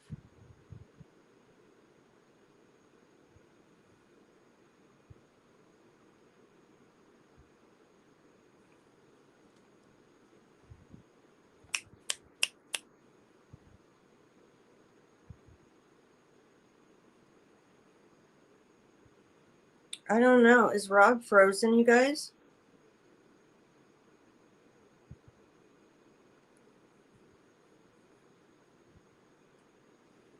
Okay, that's what I thought. He's just gonna pop back on. Yeah. I think he.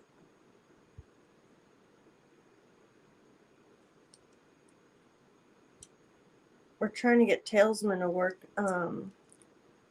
We're working with Anthony on some things, so we really have to get his plan. Been trying for weeks to get it to work.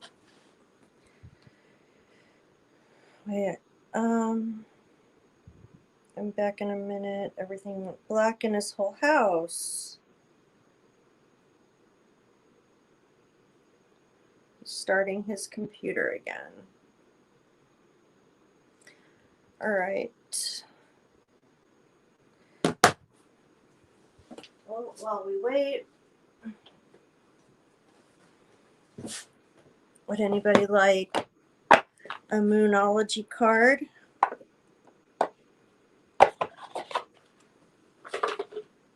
I might just take him a minute here.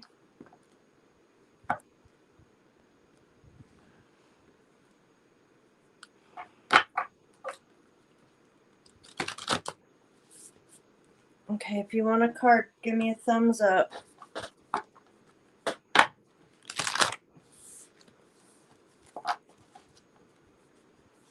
Okay, Debbie.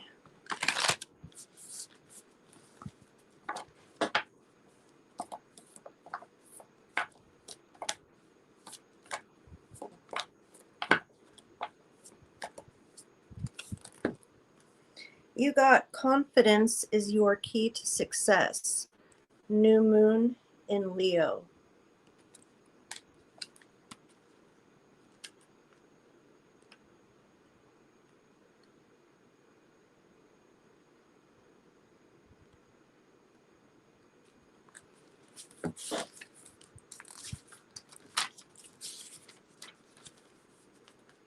This card heralds the start of a new cycle for you.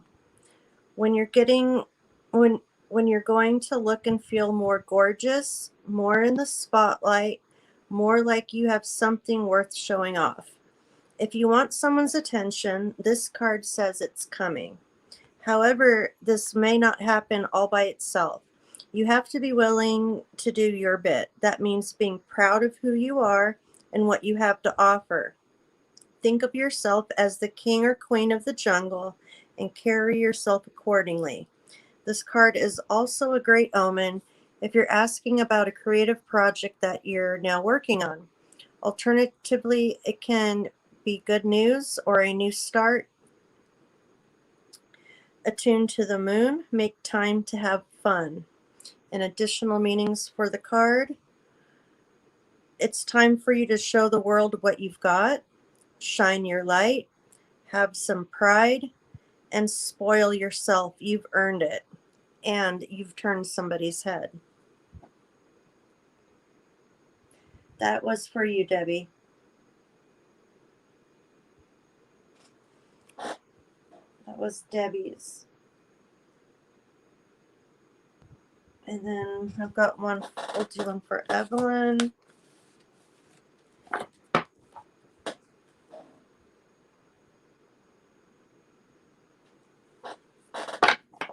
Tammy Azariana.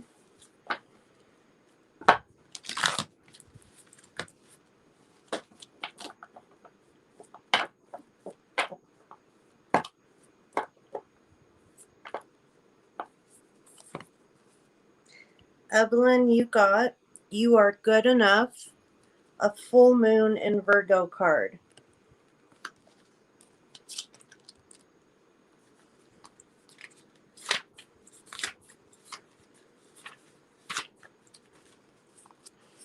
It's time to be really honest with yourself and understand what's led you to ask your question. Have you been humbled to the point of being self-effacing? Humility is good, but it can go too far, and drawing this card suggests you may be underrating yourself. You don't have to be flash, just quietly certain that you are good enough. At the other end of the scale, you also need to honestly answer this question. Have you been too picky? The full moon in Virgo card needs some truthful answers. Once you've given them, it should be easier to see how you got where you are. Your next step should then be more obvious to you. Pay attention to the details. Hard work brings results. And to attune to the moon, find a balance between the cosmic and the mundane in your daily life. Worrying too much will attract more things to worry about. Have you been overly critical? An apology may be in order. Stop second-guessing yourself. Raise your karma by doing something good for someone else.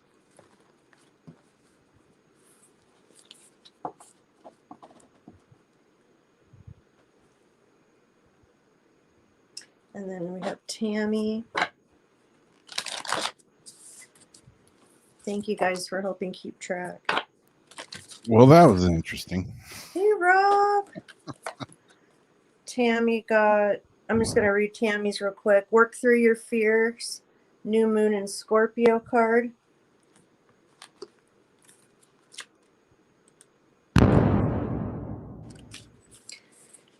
This card suggests a rebirth. Think of your situation as the phoenix that's rising from the ashes. As the birth, death, rebirth, that's what Scorpio energy is all about. Whatever you've been through, there's a new start ahead. It might be a little dark. It almost certainly won't be rainbows and unicorns, but it will be deep and transforming.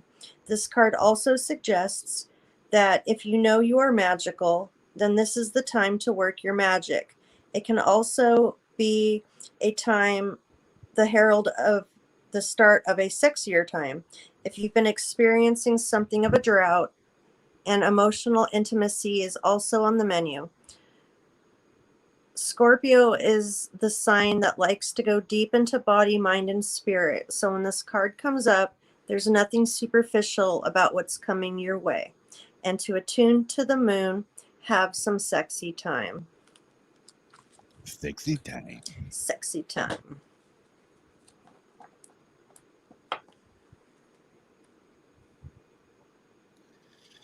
Yeah, everything in my whole house just went black. Internet went down, everything. I was sitting here in the dark going, what the hell just happened?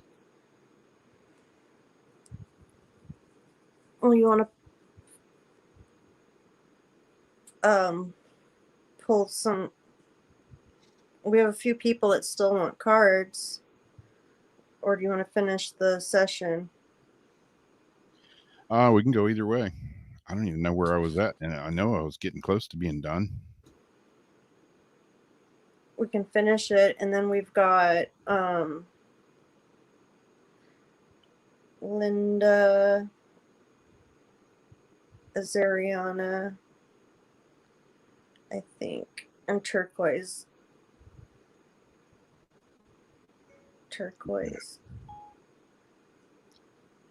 I don't know what happened there. And Linda for cards.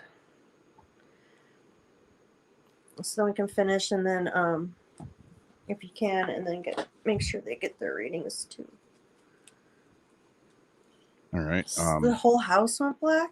Yeah, I was just sitting here in complete pitch black. Going, what just happened? I don't know. Weird. Let's see if this is going to work.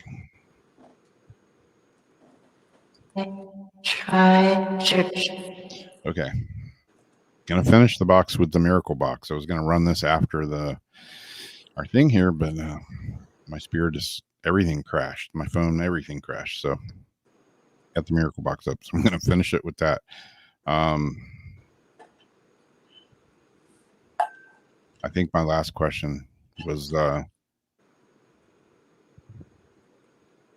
did the counseling have anything to do with Marty getting triggered?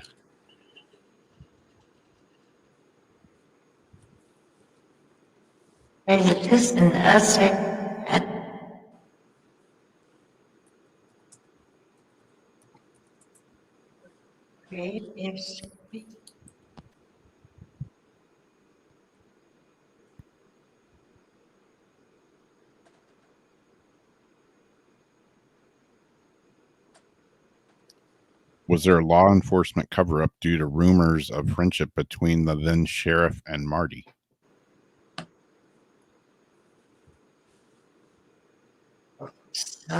Missing.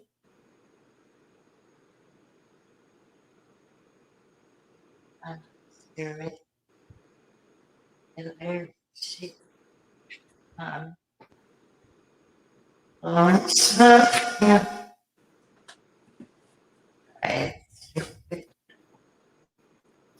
What did the last line in the letter to Marilyn mean? To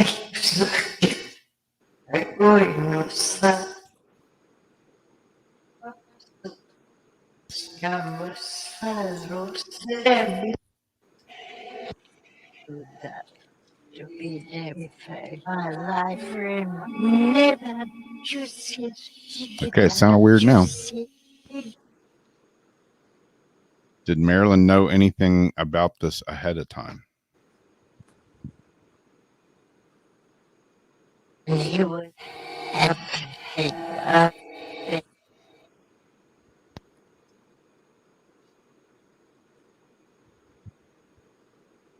ghost. Like,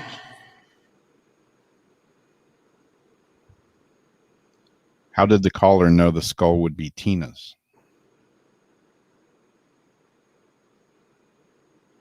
yeah. Calm down, Miss Birthday.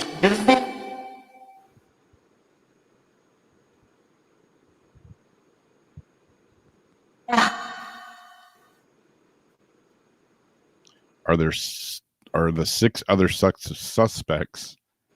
They have reasonable assisting after the fact. Are the 6 other suspects they have responsible and assisting after the fact? I messed that question up.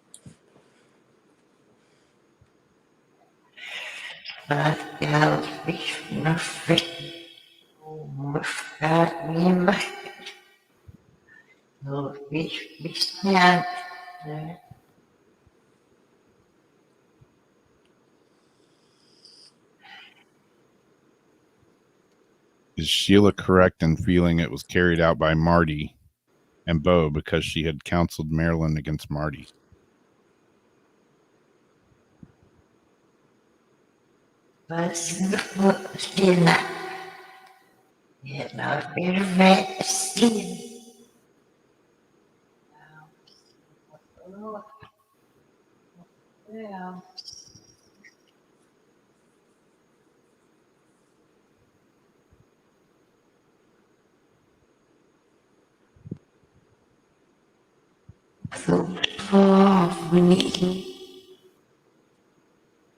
What was the significance of Tina in this crime?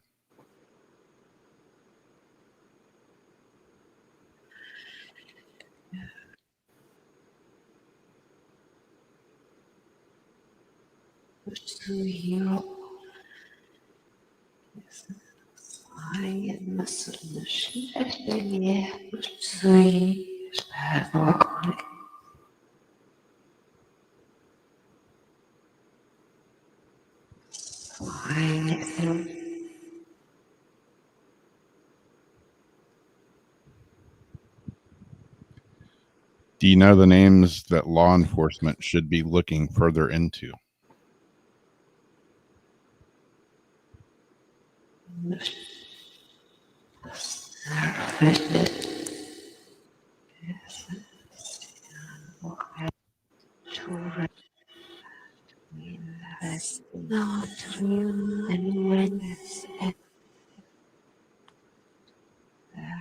Something about witness something.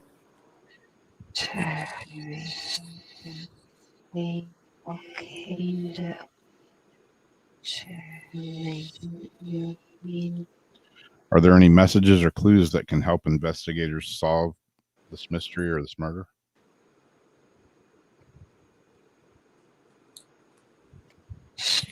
Conversations and prayer between friends. Jeff just did a note to about first or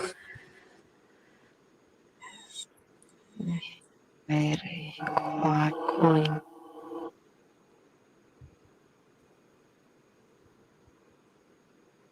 All right. Any last messages that may be able to help anyone involved in this case?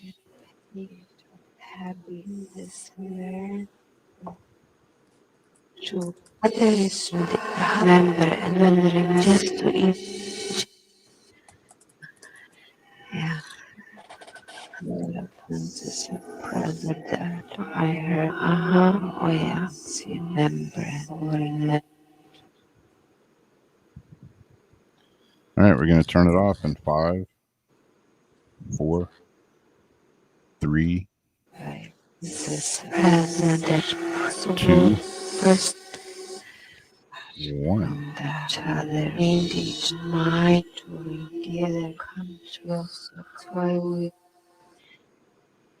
Weird. I don't know. It sounds like a different language. Yeah. Sounds like they're speaking like Native American or something.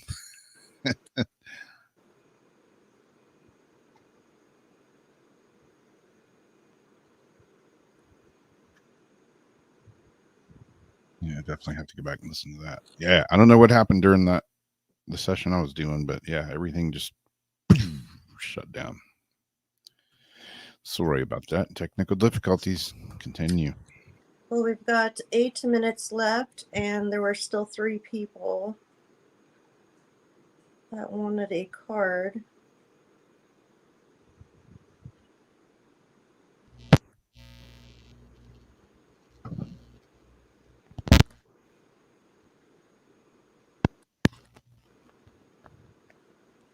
You want me to?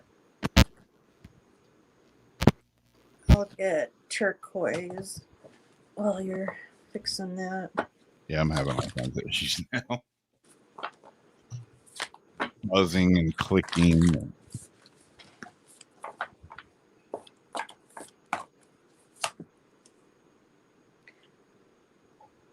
Nothing is yet set in stone. The mutable moon. I said that was for turquoise. Yep. Of course, the mutable moon one is okay. Hard to find sometimes. Mutable is all about change, shape shifting, even. That something is still developing. This card indicates that something is indeed changing and there's room for maneuver. So take it as a sign that the situation you're asking about is far from finalized. If you're not happy with your current state of play, that's marvelous. It means you can still change the course of the outcome. However, there's also a sense that the situation could perhaps be a little unstable. For some, this is great news because you can still influence it. Others will struggle with the uncertainty, but should stay with it a little longer. Either way, nothing is set in stone. And to attune to the moon, say, I know that the best will unfold for me.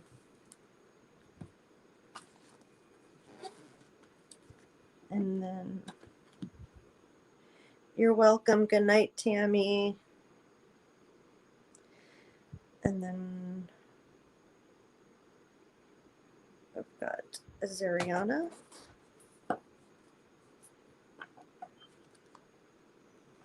Are you shuffling or fixing? I'm still trying to fix my here. So for Ms. Azariana, oh, this came right up. Don't let pride get in your way. Full moon in Leo. Didn't we have, or was it new moon in Leo? Don't let pride get in your way.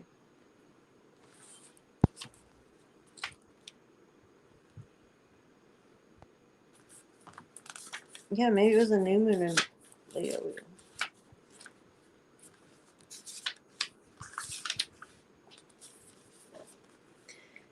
Have you been letting your pride become an obstacle? Is the question you're asking based on your ego, or is it from your heart? Leo energy is all about the heart. Think of the big-hearted king of the jungle, the lion.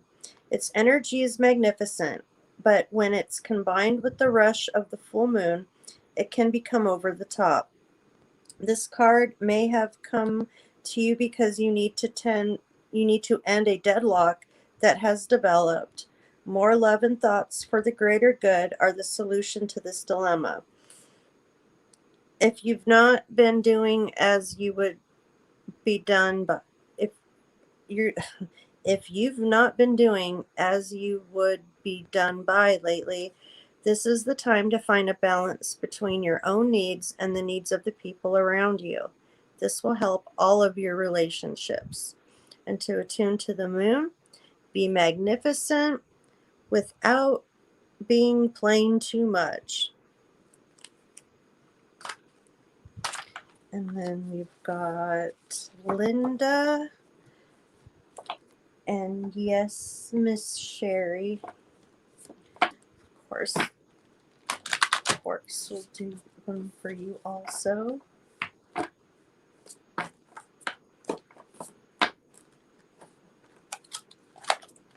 This one just flipped right over. Nothing will come of this situation, void of course, moon.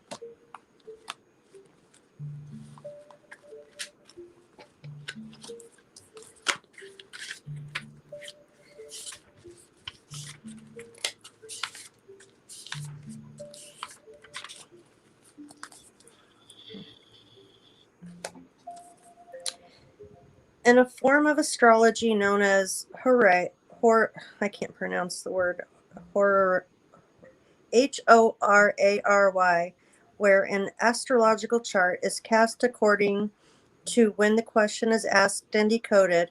A void of course moon means nothing will come of this matter, or this situation will bear no fruit. This may or may not be good news, depending on what you've been asking about. For example, if you were worried about something, whatever it was, this card can be taken as a sign that there's nothing to worry about. However, if you're asking about a new project of any kind, including a new relationship, it's a sign to adjust your expectations or change things so you get a different outcome. Remember, the cards can only predict what you are currently creating, and you can change that with both your behavior and your beliefs. Attuned to the moon, I trust in my highest good. And then one last one for Miss Sherry.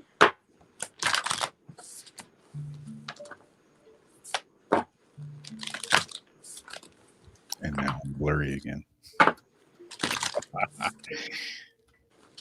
Something is messing with you tonight. Big time. Have faith in your dreams, waxing crescent moon.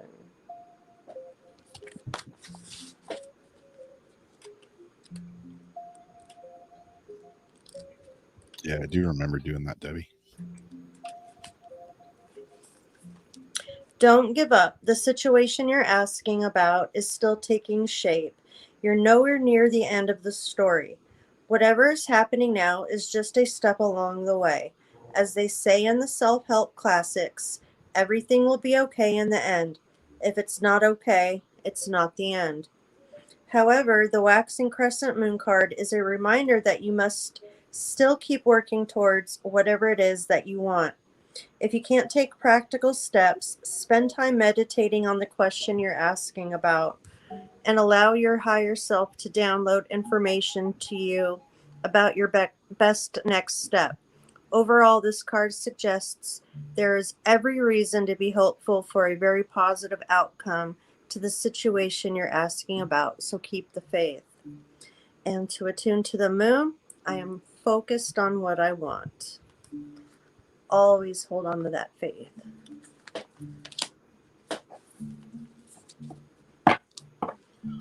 Cool. Did that get everybody? Got everybody? Yep. Can you pull one for me? I sure can.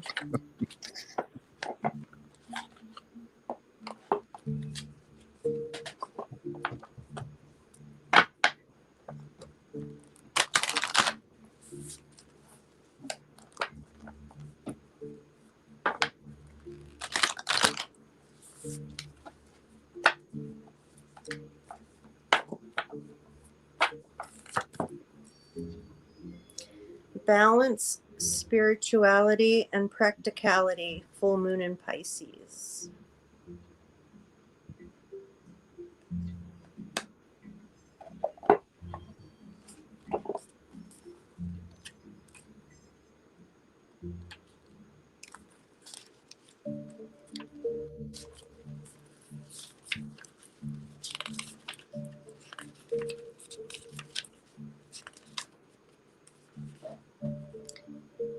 Have you been so head in the clouds that you've lost touch with reality? If so, take this card as a sign that you need to pay attention and make a concerted effort to move towards your goals. The more practical steps you can take, the better.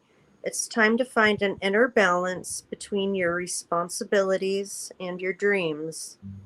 Meditate on your question, and the solutions to your issue may now come through very clearly.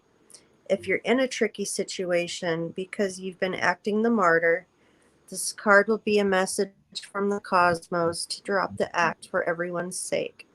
Attune to the moon. Meditate every day and see what comes to you. Answers will come. Mm. Very interesting. Yes.